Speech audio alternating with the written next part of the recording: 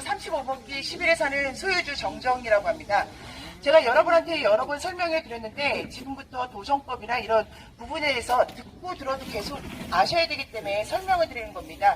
저희가 재개발에 대해서 반대를 하고 있지만 이런 법이나 이런 거에 대해서 모르면 사실은 왜 반대하는지도 사실 본인 스스로가 모르시거든요. 그래서 저는 여러분한테 이런 법이나 이런 거에 대해서 설명을 드리고자 합니다.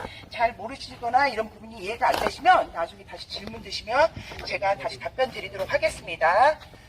자, 저희가 지금 이제 재개발이 일어나고 있는데요. 이게 어떤 거에 의해서 저희가 아파트 1+1을 준다느니 뭐 청산금을 준다는지 이런 거에 대해서 알아야겠죠.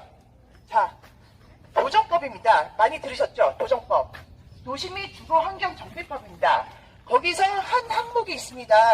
여러분한테 이 도정법에서 뭐라고 얘기하냐면은 내가 가진 자산이 미래에 가질 자산보다 클 때입니다. 근데 여기서 재개발 그 설명이나 같은 거 들으실 때 항상 하는 말이 있죠. 제 감정평가액이 아직 나오지 않았는데 아이고 감정평가액이 아직 나오지 않았는데 뭐 13억 뭐 저기 뭐 분당동 같은 사례는 지금 뭐 10억부터 15억, 20억까지 갖고 왔더라고요. 근데 감정평가액을 지금 안 썼는데 어떻게 그걸 알 수 있을까요? 그래서 또 법에서 또 말합니다. 회분이라고 합니다. 내가 가진 토지가 앞으로 받을 아파트 1+1의 토지보다 클 때 받을 수 있습니다. 네, 도정법에 의하면 여러분 1+1 아파트 받을 수 있습니다. 근데 이게 문제입니다. 원래 도정법이라는 게 땅을 적게 가진 다수의 사람들을 땅을 크게 가진 토지를 죄송합니다. 토지를 합류시키기 위해서 만든 법이 도정법입니다. 옛날에는 땅을 넓게 갖고 있으면 두 채, 세 채도 나왔어요. 근데 이제 법에서 막았죠. 1+1입니다. 이거 이상 받으실 수 없습니다. 그런데 저희가 그 아파트 재개발이 시작되고 나면 저희한테 절대 바꿀 수 없는 시간이 있습니다.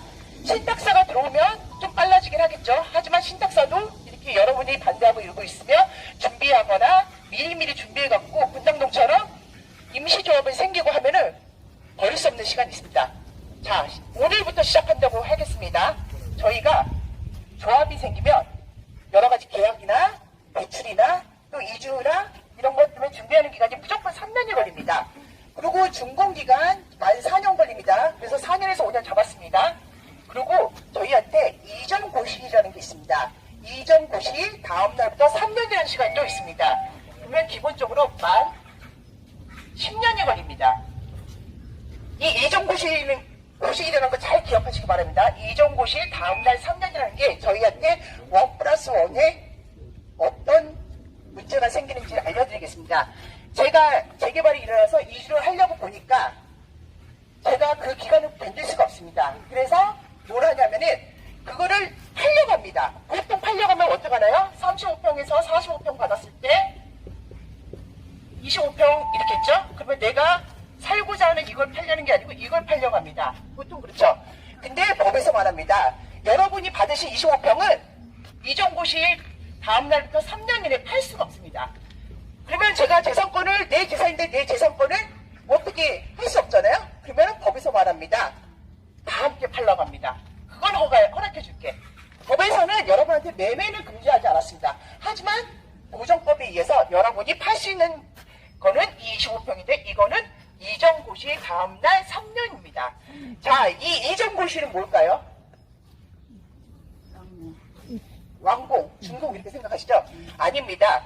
되게 쉽게 설명드리겠습니다. 여러분, 준공이 떨어지고 나도 내가 입주를 할 수 없는 환경들이 여러 가지가 생깁니다. 이 이전 고시를 뭐냐 하면은 여러분이 갖고 있는 건물이 부서지고 토지만 남습니다. 그래도 소유권은 조합에 있는 게 아니고 여러분한테 있습니다. 그때 어떻게 하냐면은 아파트가 지어지고 나서 이전 고실이 떨어지지 않았지만은 임시 입주를 시켜줄 수도 있습니다. 이 이전 고실의 문제가 어떻게 생기는지는 제가 이 앞에 자료 있으니까요. 이전 고실 문제를 일단 설명드리겠습니다. 이전 고실은 내가 가진 소유권을 지금 새로 생긴 아파트의 소유권을 넘기라고 이전하라고 고시해 주는 겁니다. 쉽죠? 이게 이전 고실입니다. 절대 준공하고 다른 겁니다. 근데 다들 이전 고실이 준공이라고만 생각합니다. 자, 이전 고실이 얼마나 문제가 많이 생기냐면요. 그 서울에 공덕자이가 있습니다. 공덕자이 이전고시를 띄우는데 12년 걸렸습니다. 10년. 10년 걸렸죠? 그러면 그 10년 이후에 3년이 또 플러스 되죠. 총 13년 걸렸습니다.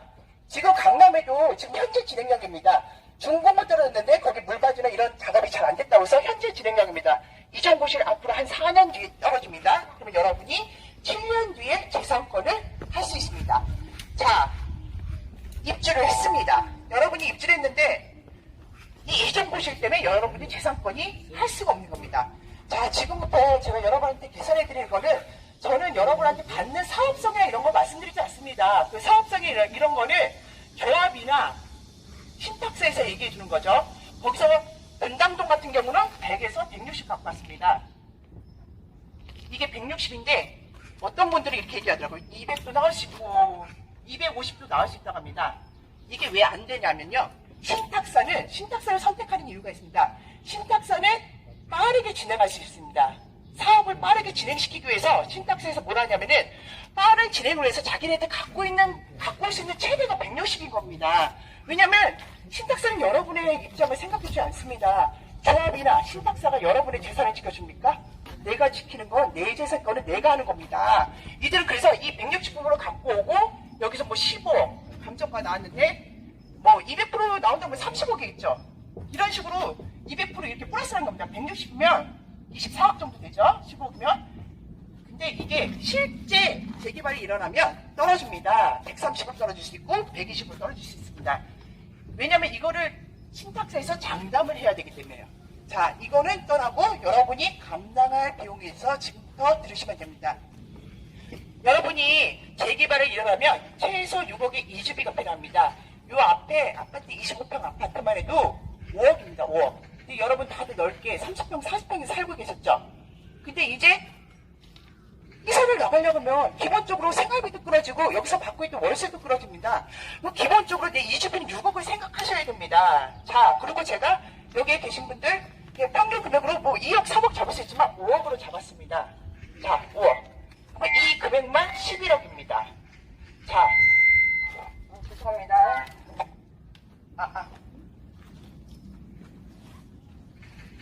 억대의 돈은 억대의 이자를 만듭니다. 여러분, 이주라는 게 뭐냐면요. 제가 다 여기 있는 세입자들 다 이주시키죠. 그러면 주인들이 제일 마지막에 남겠죠. 그리고 철거가 시작합니다. 그래서 준공 기간 동안 제가 빌리는 돈입니다. 그러면 이게 11억이 됩니다. 자, 11억에서 조합에서 내 대신 이자를 내줍니다. 보통 미리 나가는 사람들 때문에 제 일반 대출을 받기도 하지만 보통 조합에서 해주는 이자를 냅니다. 자, 이자를 받습니다. 11억입니다. 그러면 1년에 4.5%, 이거 뭐 4.5% 높다고 하시는 분들이 있는데요. 집단대출 지금 4.5% 나오는 게 맞습니다. 앞으로 낮아질 수도 있고요. 더 높아질 수도 있습니다. 평균 4.5 잡으시는 게 맞습니다. 자, 11억에 1년에 4.5% 곱하기 5년 하면 2억 5년 동안 2억 5천만 원의 이자가 생깁니다. 그리고 조합이 내 대신 재산세를 내줍니다. 이 재산세가 뭐냐면요. 여러분, 건물이 부서지면 재산세 안 낼 거라 생각하시죠? 토지 재산세가 더 올라갑니다. 그래서 5년 싸게 2천 잡았습니다. 그리고 여러분이 이제 임시 이전고시라고 안 했습니다. 준공이 떨어지고 준공이 안 떨어져도 임시 입주를 하실 수 있습니다. 그러면 아파트 취득세를 내셔야죠. 이거 원시 취득한 2.8%입니다. 2.8%는 여러분이 갖고 있던 이 건물에 대한 원시 취득한 2.8% 취득세 1+1으로 받는 거 3.5% 그대로 내겠죠. 이거 일반 분양가 뭐 5천짜리면 뭐 1억 나오고 뭐 분당동에서 그렇게 얘기하시더라고요. 너무 높게 잡았다. 근데 일반 분양가는 거기서 되게 높게 잡으려고 하세요. 그러면서 이 금액은 또 크대요. 예, 이거 7천 잡으셔도 돼요. 여기서 틀린 거는 딱 요거만 달라질 겁니다. 여러분, 자, 이제부터 또 견뎌야 됩니다. 자, 입주를 하셨습니다. 이전 고시 이후 3년 동안 집을 팔 수 없습니다. 25평 아파트를. 그래서 그대로 요 돈, 6억, 여기서 제가 반납할 수 있는 돈은 이 6억밖에 없습니다. 6억 반납하고 나서 요 돈이 딱 그대로 세금하고 나면 8억 7천이 됩니다. 8억 7천. 8억 7천 곱하기 4.5도 1억 단 4년을 버티셔야 돼요.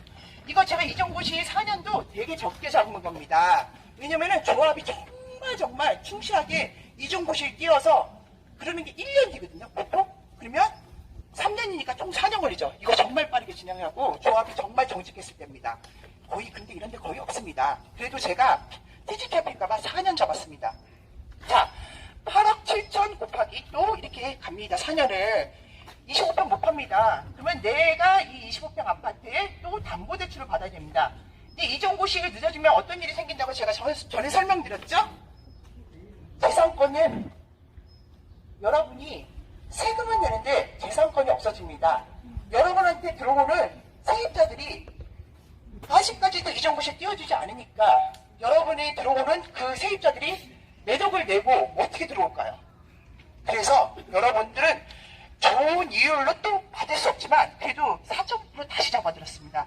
자, 또 4년이 흐릅니다. 내가 재산권을 할 수 있는 거. 그럼 보유세도 싸게 2천만 원씩 여러분 원가라서 오는데 제가 진짜 2천만 원 싸게 잡은 거 아시겠죠? 자, 그래서 또 8천만 원이 됩니다. 요것만 조금 틀려질 수 있는데 여러분이 딱 만 10년 지나고 나서 내가 이 집이 25평 아파트를 팔려고 했을 때 생활비는 안 넣어요, 10년. 아, 그거는 다시 설명드릴게요. 여러분이 빚이 11억 600만 원이 생깁니다. 자, 분명히 뭐라고 했죠? 저희 원 플러스 원에 여기 수레동 같은 경우는 대략 얘기했던 게 2억 5천 나온다고 했습니다. 청산금 2억 5천 만 8년 뒤에 어떻게 될지 모르는 돈입니다. 여러분, 분양가 올라가고 조합이 어떻게 될지 생활비 올라가고 이런 거 생기는데 2억 5천 받을 수 있을 거라고 생각하십니까? 그 돈은 없는 돈이라고 생각하시고 나셔도 나한테 11억 600만 원이 빚이 생긴 겁니다. 이거 추상 금액 아닙니다. 여러분한테 생기는 금액입니다. 보통 재개발은 이렇게 넓은 땅 60평, 70평, 80평에서 하면 안 됩니다. 60평도 원 플러스 원, 40평도 원 플러스 원입니다. 90평도 원 플러스 원입니다. 그런데 이런 계산이 나옵니다. 그러면 아파트 한 채 사라졌죠.